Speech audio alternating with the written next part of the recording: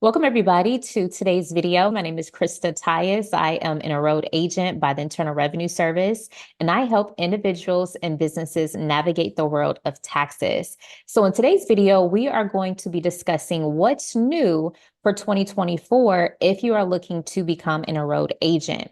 So first up, let's look at the exam content. So here's what's called the Internal Revenue Service Enrolled Agent Special Enrollment Examination Candidate Information Bulletin. So every year, the IRS as well as Prometric update the exam content.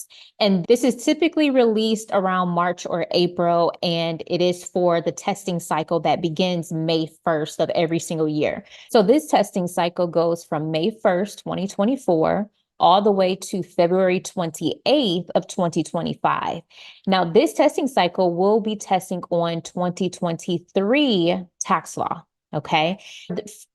Now, what was interesting for this year is that there weren't many updates besides the annual inflation updates. So here's what this means. Every single year, we have various different aspects of our tax law that has to be updated annually, and it's normally inflation amounts so that the tax law can keep up with inflation every single year. So you will see the estate tax exemption increase. You will see the standard deduction increase. You will see tax brackets adjusted. This will help prevent bracket creep where inflation pushes taxpayers into higher tax brackets, despite their real income not increasing significantly. Retirement contribution limits increase, the gift tax exclusion increase, as well as the health savings account HSA contribution limits increase.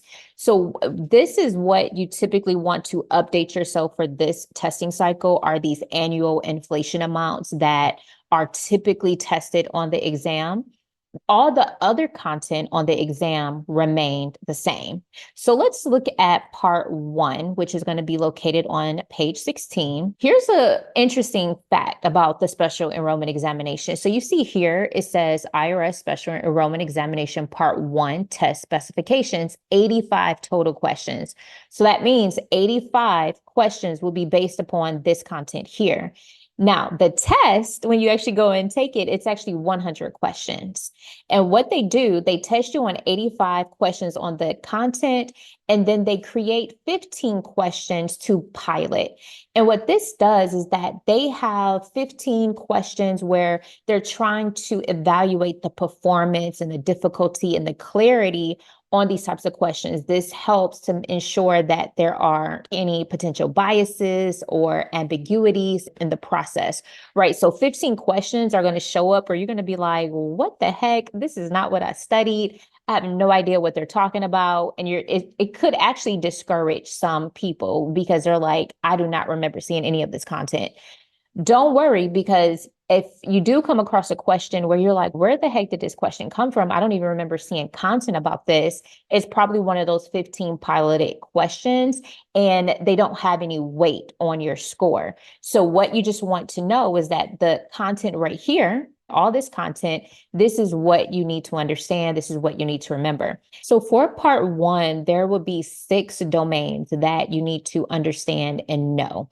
And so the 6 domains, number one is preliminary work and taxpayer data. So you're going to see about 14 questions with regards to this content. So this is understanding use of prior year's returns for comparison, accuracy, and carryovers, all the way to sources of applicable deductions, qualifications for dependency, and then ending with ACA requirements. Domain 2 would be under income and assets. You're going to see 17 questions. So this is going to be all of the taxable income that the taxpayer can have, as well as when they go to sell their assets, how that creates taxable income.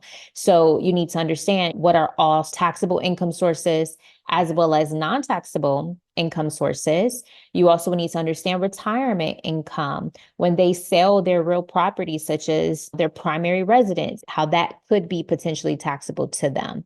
And then we move on to domain 3, which is deductions and credits. You're going to see 17 questions around itemized deductions and QBI, as well as various different credits that taxpayers can claim, such as the child and dependent care credit, education credits, ACA premium tax credit, and so forth.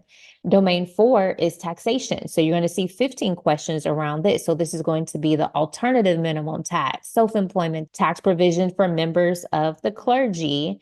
And it's going to end talking about other taxes, i.e. the first-time homebuyer credit repayment. Domain 5 is around advising the individual taxpayer. So you're going to see 11 questions around how do you take all this tax law knowledge and advise a taxpayer with regards to their tax situation? So understanding education planning, estate planning, retirement planning, marriage and divorce, and how that affects the taxpayer's taxes. And then finally, you have domain 6. This is specialized returns for individuals. You will see 11 questions around this. And this is going to test on estate tax, gift tax, international information reporting. Some people skip this part, but this is a really important part. And the information can be a little nuanced for some people. So you just want to make sure that you go in and you really understand how these specialized returns affect your different taxpayers. Now, that was part 1 of the special enrollment examination. So it's 6 domains within part 1. Part 2 is around business taxes. And again, you're going to have 85 specific questions on this content and then 15 pilot questions to test the complexity and validity of those questions. So part 1 is all around business entities and considerations. So you will see 30 questions. So this is going to really, really understand like what are all the business entities and how are they taxed? So proprietor, partnerships, QJV, corporations, S corporations, LLCs, and so forth.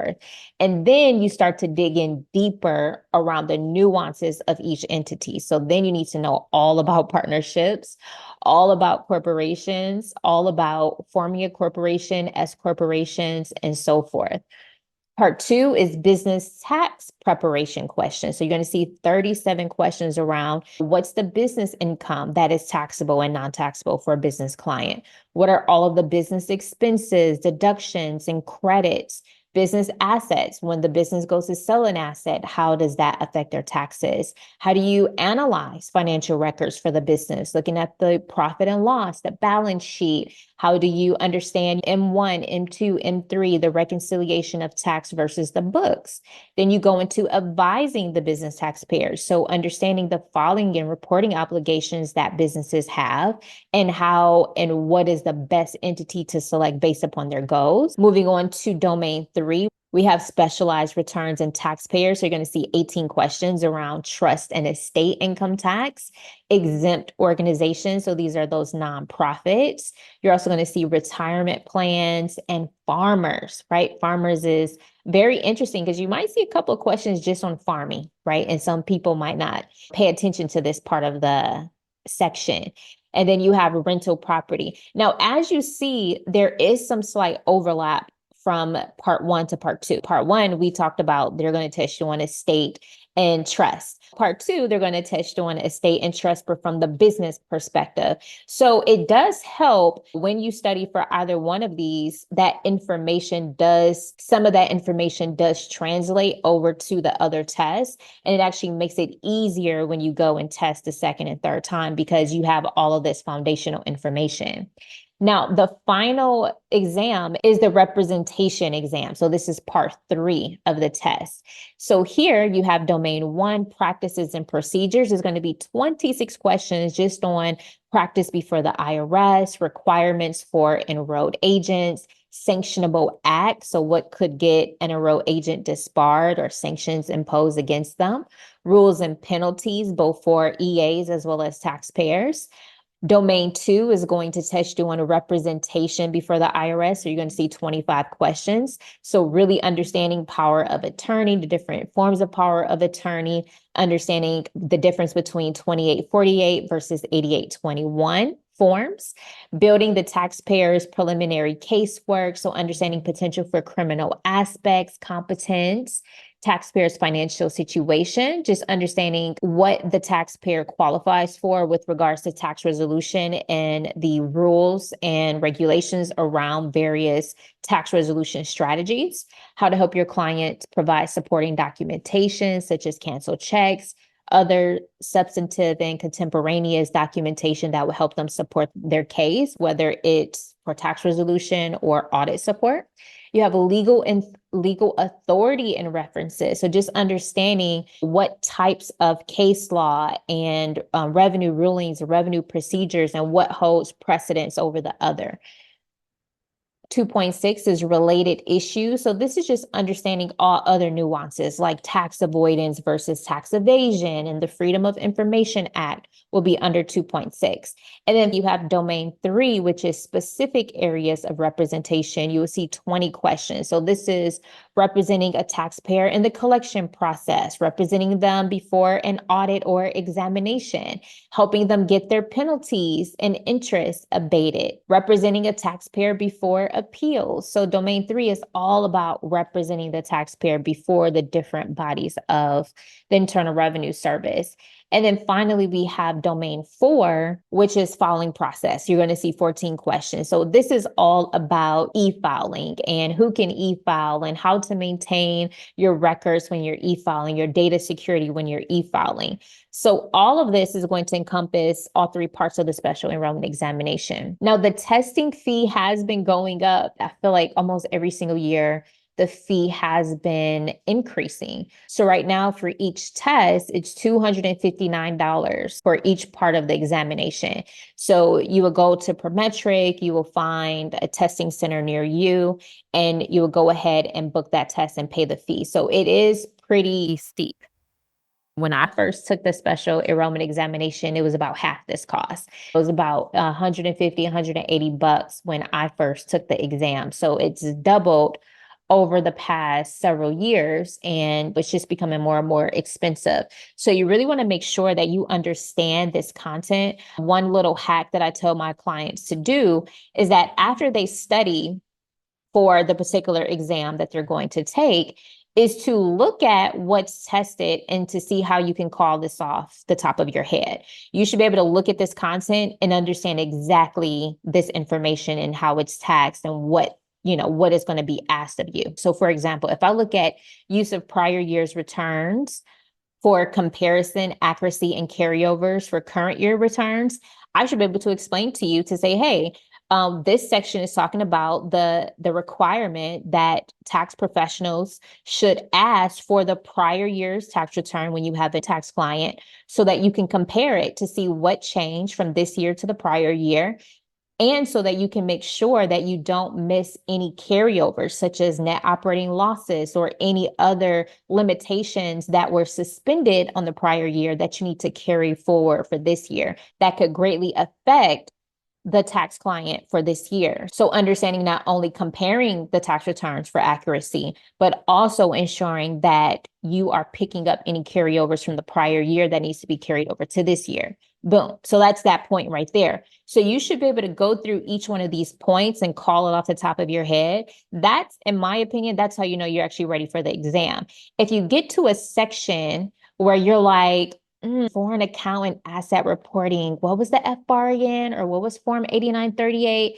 You need to go back to that section within your study materials and make sure that you refresh your memory. But this is how you know you're ready, when you can recall this information from the top of your head before you take the exam. All right, so now let's talk about resources to help you study. One, obviously, the IRS's website is going to be a great way to help reinforce your study material. One, it's free. And two, you could just come here and compile your study materials yourself. So what you can do, for example, if you want to learn more about credits and deductions, you can come here. You can toggle directly to popular credits that they already have, or you can go straight to individuals. Now, if we go back to part 1, what was tested. So we come here and we get to the section where they're going to be testing on credits here. They're going to be testing on the child independent care credit, the child tax credit, education credits, foreign tax credit, earned income tax credit, and so forth. So what you can do, you can come here and just grab the very specific credit that you're looking for and read up on it. So you can see who qualifies. You can see the basic EITC qualifications here. Get the breakdown for who actually can get this credit, all of the different nuances such as having a valid social security number, their filing status, head of household, qualifying surviving spouse, and so forth. So you can come here and drill down on certain aspects of the tax law and read up directly on the IRS's website. You also can go to the forms and instructions here, which is another great way to supplement your learning. So, for example, for the special enrollment examination representation, exam 3, it heavily covers Circular 230. So you can actually come to Circular 230 and review exactly a lot of what is covered on the representation exam. Now, the only thing about doing it this way, one, obviously it's a lot longer. You have to compile this information up yourself and you actually have to go through it. And sometimes the legalese of how the IRS works, some of this stuff can be a little convoluted. So it's not uncommon for many students to buy study materials. And so obviously I'm a partner with Certifiable. I highly recommend, one, because I teach the course and I'm really passionate about teaching tax law. So there's two different options that you can do if you want to just buy into a course that already has all of this information compiled for you.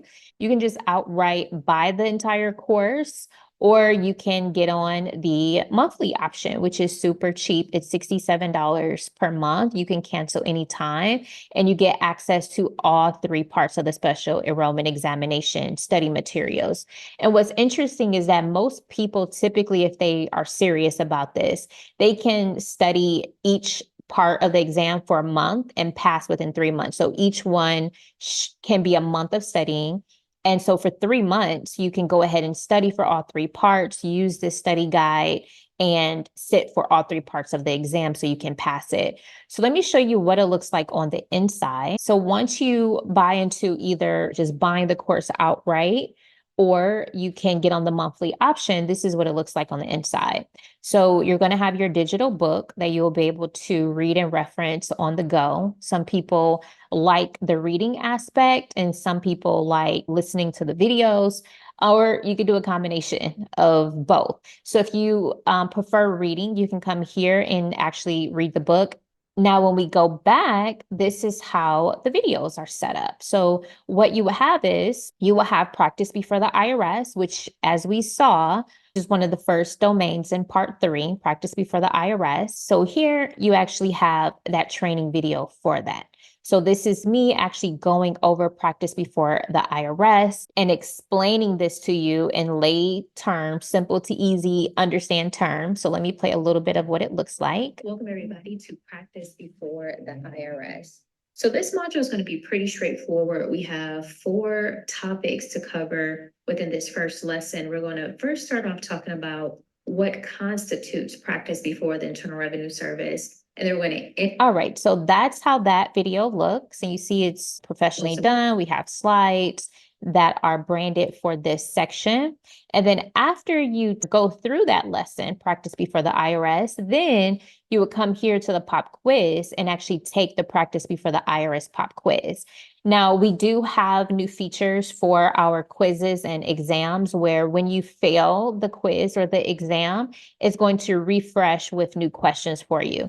And if you get the answer wrong or right, you're going to have a very detailed explanation of that answer. So you can come here and really test your knowledge throughout. So this is the online course. And at the end, you're going to have this final exam. Like I said, it's going to be 100 questions, but if you fail it, you can come back, retake it, and it's going to be a lot of new questions added in to refresh the content for you to make it more difficult, right? Because if you could pass the practice exams here, then you have a higher chance of passing the actual exam when you go to take it. All right, so this is how some supplemental support can help you by getting a course.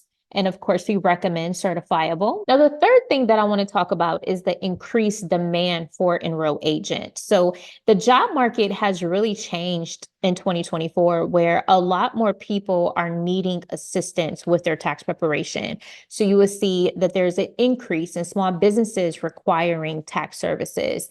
there is a growth in individuals needing tax planning because they're making more money or they have multiple jobs. We're in this gig economy now where it's not uncommon for people to be overemployed, right? Like I've been meeting quite a few people. It's so fascinating that have two or three jobs. And they're like, listen, I'm making money, I'm having enough to save. But when they have more jobs and more income coming in, and from different various sources, it complicates their tax situation. So you have people investing in stocks and cryptocurrency and real estate. They have multiple jobs, they have side hustles. And so this does make the tax filing process more complicated. And because of that, we do see an increased demand for people that have specialized tax knowledge, enroll agents who can actually help people navigate the various different tax laws that would be applicable to the client.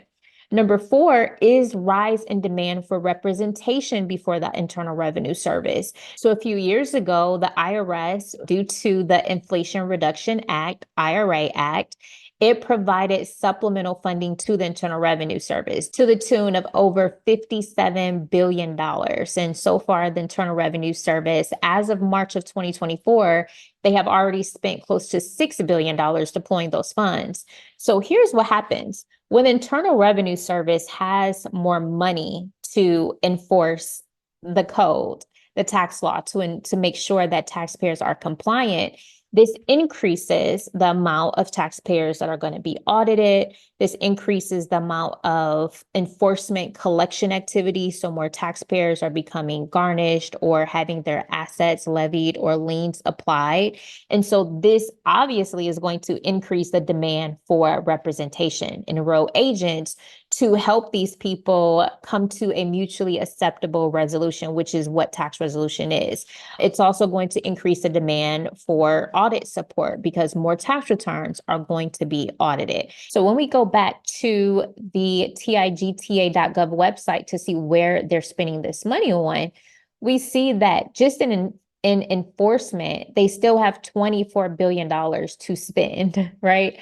Enforcement is going to be you and I that are helping these people navigate issues that they will have with Internal Revenue Service. Like I said, enforcement is going to be liens, levies, garnishment, and this is going to put a strain on taxpayers who face these type of enforcement activities. And this is where you will come in as an enrolled agent and help support these people before collections, before appeals, help them in audits and examinations, as well as help them just come to a mutually acceptable tax resolution that they can live with as far as their finances. As you can see, becoming an enrolled agent in 2024 has never been more exciting or rewarding with updated exam content, enhanced resources, as well as increased demand. Now is a perfect time to take that step. So if you found this video helpful, please give it a thumbs up, subscribe to my channel for more tips, and don't forget to hit the notification bell so you never miss an update. Thanks for watching and good luck on your journey to becoming an enrolled agent.